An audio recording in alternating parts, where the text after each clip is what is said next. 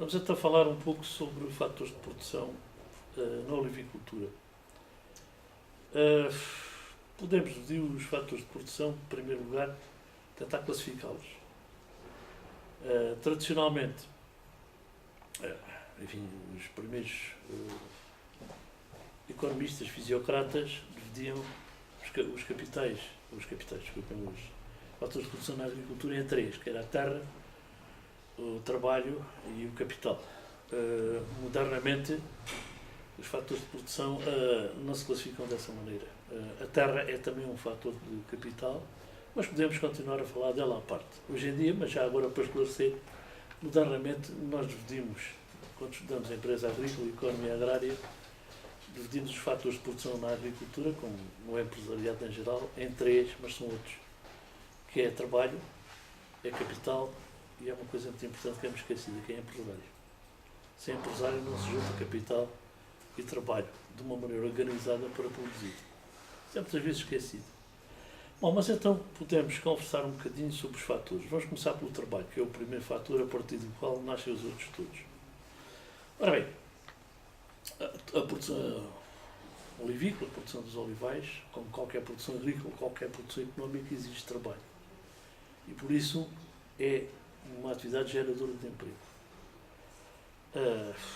Diga-se até que na nossa região a olivicultura gera mais emprego do que a maior parte das outras atividades agrícolas com importância regional. Ora bem, exigem a aplicação de trabalho todas as operações que se fazem na olivicultura. Assim, exigem trabalho a plantação, exige trabalho as fertilizações, exige trabalho os tratamentos fitossanitários. Mas na olivicultura há duas operações que são desde sempre foram muito exigentes em trabalho, que são a colheita, as operações de colheita e a operação de poda. São atividades que têm de fazer todos os anos, não é? Embora em cada oliveira a poda muitas vezes se faça com intervalos maiores. Na olivicultura antiga até se fazia com intervalos muito grandes, exageradamente grandes. Hoje numa olivicultura moderna fazem-se cada vez mais frequentemente, chegando ao ponto de se fazer todos os anos. Mas mesmo em olivais tradicionais, hoje há uma tendência para fazer no máximo 3 em 3 anos. A colheita, como é lógico, procura-se fazer todos os anos.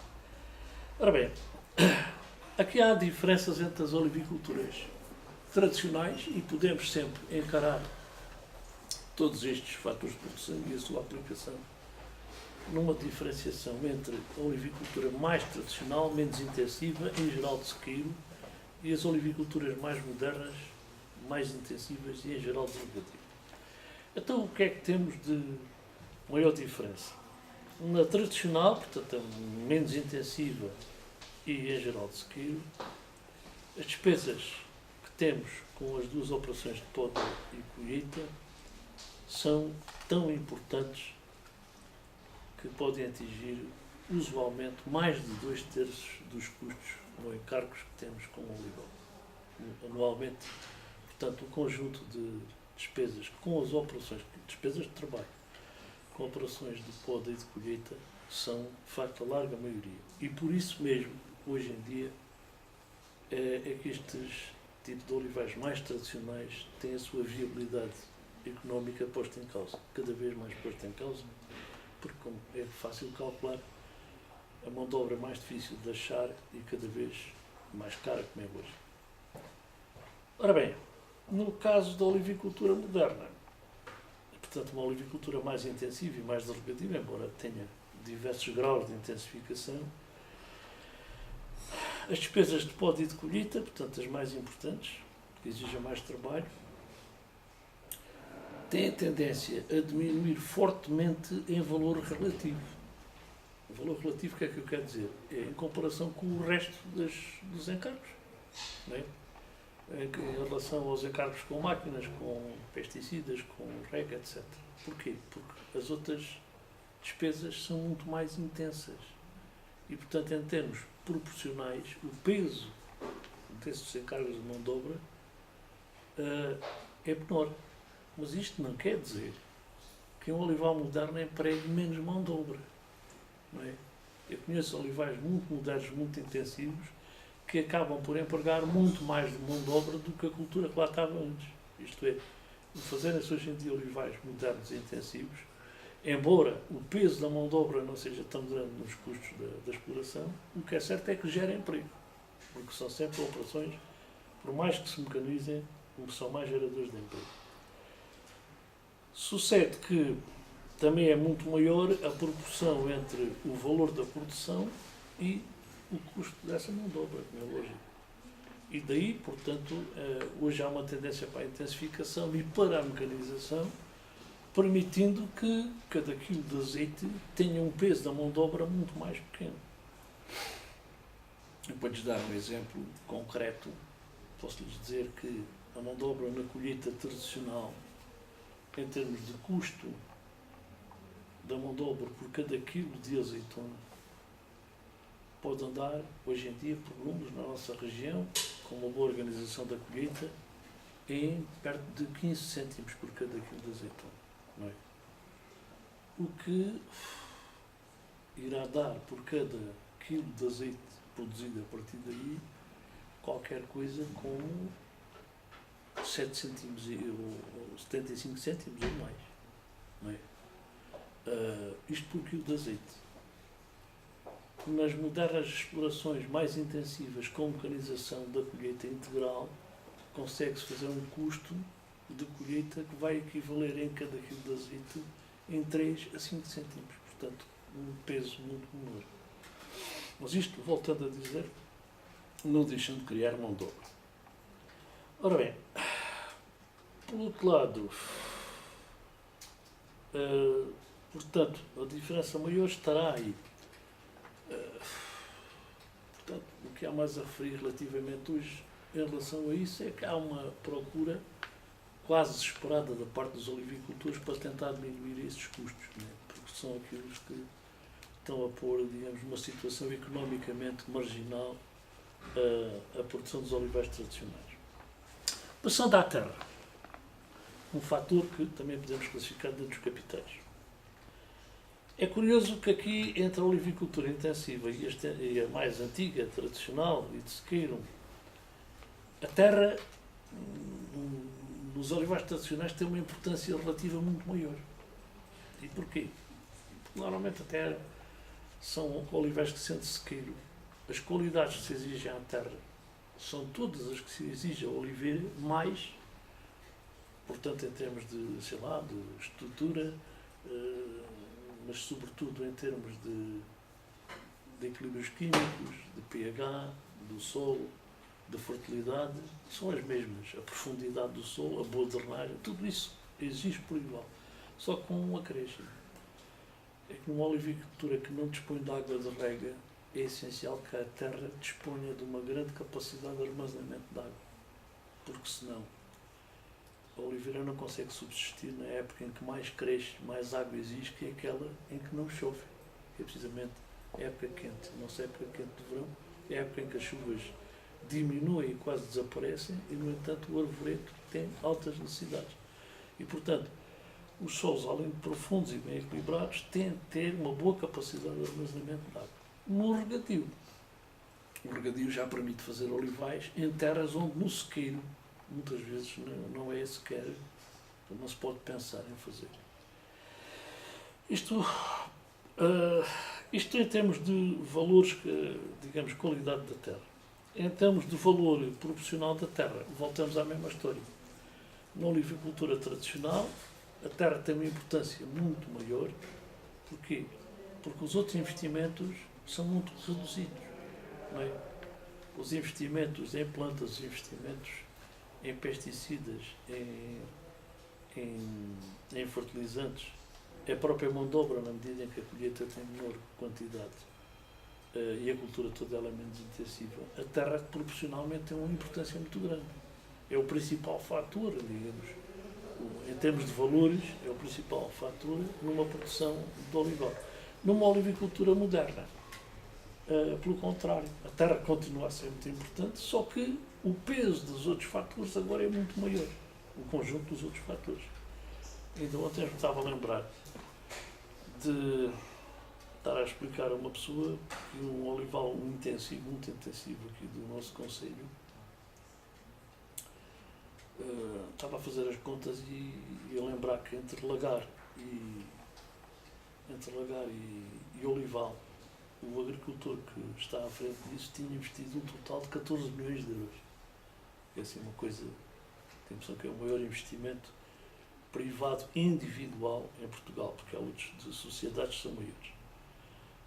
E curiosamente calculei que o valor da terra atingiria no máximo 3 milhões.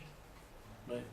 Isto é, os 3 milhões comparamos com os 14 que estão lá investidos em lagar e em oliveiras, e no entanto, se fôssemos para um olival tradicional, o valor do olival igualaria quando muito o valor da terra. Bom, aí julgo que estamos mais ou menos explicados quanto a isso. Quanto agora aos outros fatores tradicionalmente encarados como fatores de capital, começando pelas máquinas, a utilização de maquinaria nos olivais tradicionais era quase nula. Portanto, as máquinas que se utilizavam numa olivicultura tradicional eram apenas máquinas de mobilização do terreno, volta e meia uma outra máquina para desinfetar. Nos olivais modernos intensivos usam-se com um bocadinho mais de intensidade as máquinas para tratamentos. A mobilização do terreno pode-se fazer ou não, e aí, quando não se mobiliza o terreno, o custo das máquinas e o consumo de combustíveis fósseis ou outros é muito menor. Portanto, o peso vai diminuir fortemente. No entanto, há um tipo de trabalho, cá está, que passa a ser de mecanização muito mais intensa. É o caso da poda. Hoje em dia está cada vez mais mecanizado. O próprio pessoal já não usa machados, nem serrotes, nem nada disso. Usa motosserras, faz um trabalho muito mais rápido e até tecnicamente mais correto. E, por outro lado, as máquinas de colheita. As máquinas de colheita, hoje em dia, os agricultores tentam explorar as suas oliveiras de maneira a que se consigam colher o mais possível à máquina, e as máquinas podem ir desde as máquinas de colheita individual, uma pessoa com uma maquineta consegue derrubar a azeitona com o mínimo de danos para a árvore, até às máquinas de grande rendimento dos olivais ultramodernos que vão elas próprias fazendo uma colheita em grande escala e muito rápido. E até obtendo azeites de melhor qualidade. Passando a outro conjunto de fatores, os chamados fertilizantes, que podem incluir os fertilizantes orgânicos e os fertilizantes ditos químicos, mas que nós tecnicamente chamamos de minerais. O olival é uma cultura que está sujeita a serem utilizados fertilizantes, uns e outros, só que o grau de utilização, no caso do olival, comparativamente a outras culturas, é muito mais restrito. E porquê? Bom, para já, é uma planta normalmente com uma certa adaptação a solos com um bocado mais fertilidade. Em princípio, os solos fornecem a maioria. Nos olivais tradicionais mais antigos, os solos, em geral, conseguem fornecer todos os elementos minerais, ou quase todos, que as plantas necessitam, na medida em que a produção é pouco intensiva. Nos olivais mais modernos e intensivos, aí o uso de fertilizantes é mais intenso, sobretudo os fertilizantes minerais, mas isso não quer dizer que deva ser, digamos, exagerado. Se em alguns casos por ignorância, ou sei lá, por outros motivos, se exagera o uso de alguns olivais muito modernos, eu sei que tenho conhecimento que têm sido usados fertilizações um bocado abusivas, com consequências negativas para, nomeadamente, a contaminação dos solos e, sobretudo, das águas, nomeadamente no que se refere a nitratos. Uma vez que em fosfatos é mais difícil, porque a terra tem um grande poder de retenção dos compostos fosfatados, no complexo, chamado complexo de absorção do solo. Mas no caso dos nitratos, os abusos feitos de fertilizantes nítricos pode conduzir a uma contaminação das águas, quer de escorrimento, quer de infiltração, mas não é necessário que assim seja. Portanto, o uso adequado dos fertilizantes, adequado e atempado, isto é, quer em quantidade, quer no momento correto para serem utilizados e nas devidas quantidades, não tem obrigação nenhuma de estar a contaminar. Mas há todo um trabalho de mentalização que deverá ser feito e até de acompanhamento técnico de muitos agricultores para tentar racionalizar, digamos, o emprego dos fertilizantes, incluindo os próprios fertilizantes orgânicos, nos quais o próprio olival é capaz de, por si só, fornecer fertilização orgânica a si próprio, na medida em que é uma cultura em que nós podemos deixar no terreno quer os detritos das próprias árvores que caem, os raminhos quer os que caem na colheita, quer aqueles que são postos no chão através da poda, a folhagem, que ainda por cima é rica em nutrientes minerais, e também as ervas que cobrem o terreno, desde que nós tenhamos o cuidado de as deixar no terreno a fazerem elas próprias essa umificação. Hoje em dia, até modernamente, há uma certa tendência para restringir cada vez mais, até legalmente, a queima da rama, levando as pessoas a transformar a rama da poda e até da colheita, uma vez que seja destroçada por máquinas apropriadas, deixá-la sobre o terreno a cobrir precisamente esse terreno, na medida em que elas próprias vão fornecer lumos de uma maneira, digamos, simples, barata, com muito boas consequências para as plantas, em termos de manutenção da fertilidade, ou até de melhoria da fertilidade do solo, porque se tem conseguido melhorias, como, sobretudo, conservação do próprio solo e luta contra a erosão, na medida em que esses sistemas permitem não fazer mineralizações do solo. São um dos principais fatores negativos da olivicultura tradicional. E, portanto, em fertilizantes, o que me parece é que são um fator relativamente, não tem muita importância no olival, até porque as quantidades que são necessárias são muito pequenas. O que será necessário, talvez, é educar melhor e informar melhor as pessoas sobre as necessidades que as plantas têm, que, de facto, podem ser um bocado preocupantes nos olivais intensivos, mas nos olivais não intensivos tradicionais podem-se contentar. Eu posso falar por mim próprio, nunca faço fertilizações no terreno, a não ser as orgânicas, com os próprios resíduos do próprio olival e das ervas que lá nascem, e a fertilização mineral que faço é em quantidades ultra reduzidas na folhagem, nem sequer as ponho na terra. Passando aos pesticidas, já temos vários tipos de pesticidas que se utilizam no olival, herbicidas, inseticidas e fungicidas principalmente.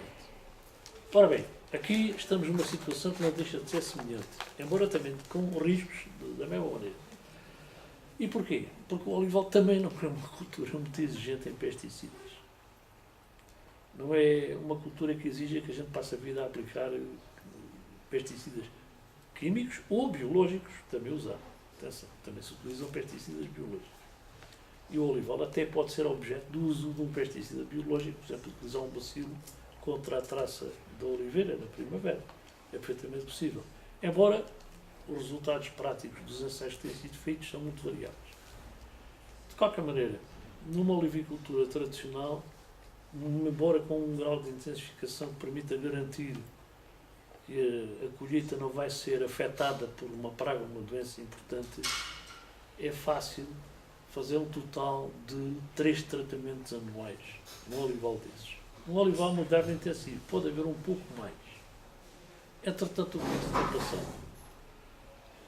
Alguma da olivicultura moderna, muito intensiva, no Alentejo, tem sido usado e abusado certos inseticidas, nomeadamente inseticidas, com efeitos perniciosos e efeitos perniciosos até para o próprio equilíbrio de pragas e doenças do olival. O que é que eu quero dizer com isto? Alguns olivicultores, incluindo muitos de origem estrangeira, não vou agora especificar mais, têm chegado a usar o mesmo inseticida de largo espectro de ação vezes seguidas na primavera. Esse inseticida hoje em dia foi tão usado e abusado, normalmente recomendava-se que se usasse uma ou duas vezes no máximo na primavera, contra algumas pragas que existiam, mas eu tenho conhecimento que muitos desses olivicultores chegaram a usar de 3 em 3 semanas. Com isso conseguiram fazer uma espécie de seleção inversa de raças de inseto altissimamente resistentes, nomeadamente hoje em dia esse inseticida é completamente ineficaz contra a traça do oliveira. Não tem qualquer efeito. Graças a Deus foram descobertos outros, entretanto, muito mais inócuos, que se aplicam em quantidades muito pequeninas e que conseguem ter um efeito na restante fauna do olival, incluindo a fauna útil, portanto, sem esses efeitos negativos. Mas isto é apenas para dar um exemplo de um abuso que se fez, muitas vezes por ignorância. Todos destes olivicultores eu sei que eram provenientes de outras atividades humanas, como seja a indústria ou o comércio, e vinham aplicar dinheiros na olivicultura no Alentejo. E, portanto, faziam aquilo que o técnico prático lhes receitava, que era mais simples, mais barato, não é? E diziam-lhes que dava milhões. Mas, realmente, foi uma consequência bastante negativa. Este mesmo inseticida continua a usar-se com bom resultado, numa única aplicação, mas contra outro inseto e noutra altura do ano, que é o caso do outono. Portanto, isto é um exemplo dos cuidados que há que ter e não abusar destas coisas. Do modo geral, desde que se sigam as práticas que estão recomendadas e autorizadas, consegue-se fazer hoje em dia a aplicação destes pesticidas sem qualquer consequência para a saúde humana. Na medida em que as regras a que toda a gente é obrigada a seguir, se é que quer manter o direito a receber ajudas e subsídios, tem de cumprir determinadas regras, chamadas boas práticas. E por isso tem de manter um caderno de aplicações em que tem de especificar no caderno que permite depois a chamada traçabilidade do produto, isto é, o azeite que ele vai entregar numa cooperativa, a cooperativa depois tem direito a receber determinadas ajudas também, se todo o material que vai entrar tiver traçabilidade, isto é, saber-se que tratamentos teve, quando teve, até para se saber se foi feito com um intervalo de segurança suficiente em relação à colheita ou ao consumo.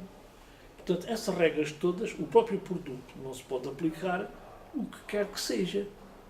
Só se pode aplicar aquilo que está homologado em Portugal para aquela cultura, naquela fase e para aquele inimigo. Não se pode aplicar, se for apanhado a aplicar um produto não autorizado, não homologado, ou numa altura indevida, ou numa dose indevida, por uma fiscalização que me pode aparecer sem aviso, eu posso ficar numa situação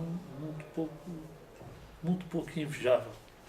E, portanto, desde que se cumpram as regras, hoje em dia não há necessidade de termos excesso de preocupação. Agora, é preciso que se cumpram as regras e que se fiscalize.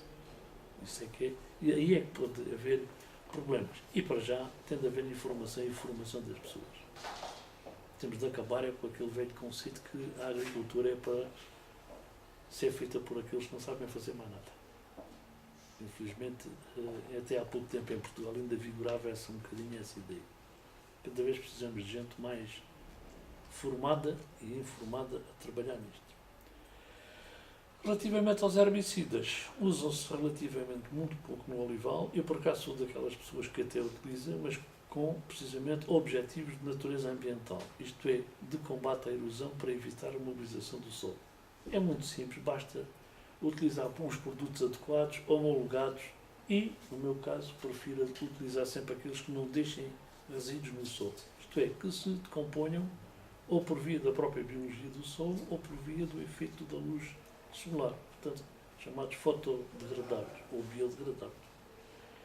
E relativamente a isto, de facto, continua a existir, o olival é daquelas culturas que se compadece com uma utilização muito reduzida e que podemos mantê-las. Os programas os agricultores que aderem aos programas ou de produção integrada ou de agricultura biológica aderem a sistemas em que o controle das duas ou vão para a biológica e então não utilizam praticamente quaisquer pesticidas a não ser os biológicos ou outros métodos de combate não químicos, Ou então aderem a um sistema que é o da produção integrada, em que todo o sistema é muito mais restrito. Portanto, os próprios produtos autorizados e o momento de autorizar só podem, por exemplo, tratar quando recebem a indicação que está no momento de tratar e pode tratar e justifica-se o tratamento.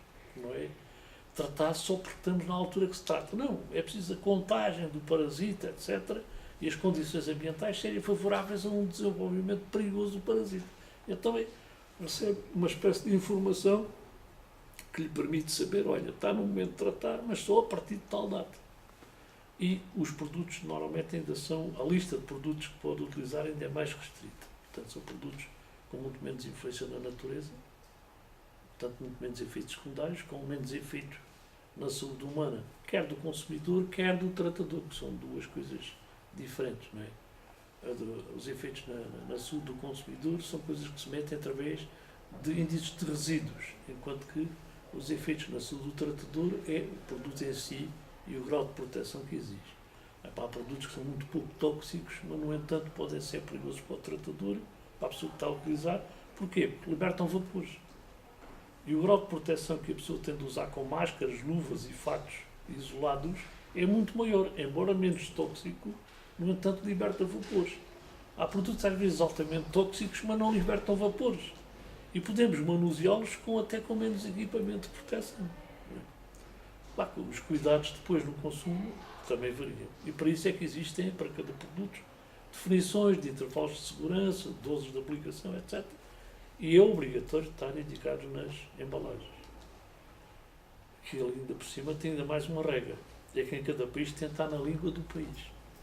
Não sei se sabem que se um vendedor de produtos entrar lá uma fiscalização e encontrar rótulos em espanhol, a casa é fechada. Bom, e passemos ao último fator de produção, que eu pus à parte. Água. Havia antigamente quem julgasse que o olival não precisava de água. E realmente há milhares de anos que nós fazemos olivais ter regra. Mas ao contrário, muita gente julga, há muito mais de 1000 anos, que há povos, não digo em Portugal, mas por exemplo no Médio Oriente, que fazem rega das oliveiras. E esses já têm mais necessidade, porquê? Porque tem um clima ainda mais seco que o nosso. Ora bem, a oliveira é uma planta que reage muito bem à água, devidamente aplicada na altura certa. Essa água tem de ser uma água de, claro, boa qualidade, também não pode ser uma água contaminada, e por isso também se fazem análises, quando se vai fazer regadio, tem de se fazer análises da rega, até para saber, sei lá, qual é o índice de nitratos que tem, se tem algum contraproducente, se tem excesso de sais, por exemplo. Uma água demasiado salina pode ser imprópria para a rega, e isso tem de ser analisado antes de implantar um regadio. O olival, a grande vantagem que tem em relação à água é que é uma planta que responde muito bem a doses muito pequenas de água. Daí a difusão e a continuação da difusão que tem tido o olival de regadio na nossa região. Porque, comparativamente com outras culturas, é uma planta que reage com boas respostas, com muito boas produções, a doses de água muito inferiores à generalidade das outras culturas. E, portanto, em termos de economia e de sustentabilidade económica para o agricultor, hoje em dia o olival de regadio dá potenciais, digamos, que o olival de sequeiro, enfim, para mal dos olivicultores de sequeiro, não dá. Os olivicultores de sequeiro hoje em dia estão com cada vez maiores dificuldades em sustentar-se, os de regadio não. Claro que a olivicultura de regadio, para ser plenamente eficaz, exige em geral que os olivais sejam modernizados, os antigos substituídos, etc. Mas isso é outra história para falar noutra altura.